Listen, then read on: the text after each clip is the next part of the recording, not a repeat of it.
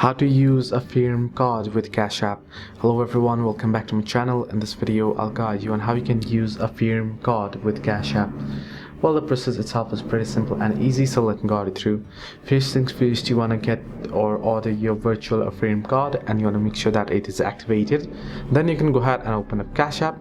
Once on the Cash App, you can tap on the profile icon at the top right corner and head into the page, and under account and settings you should find the option that says linked banks. Now you can see the linked banks option right there on the screen. You can tap on it, and once you tap on it, you'll be headed to this page. You'll get the option to add debit card.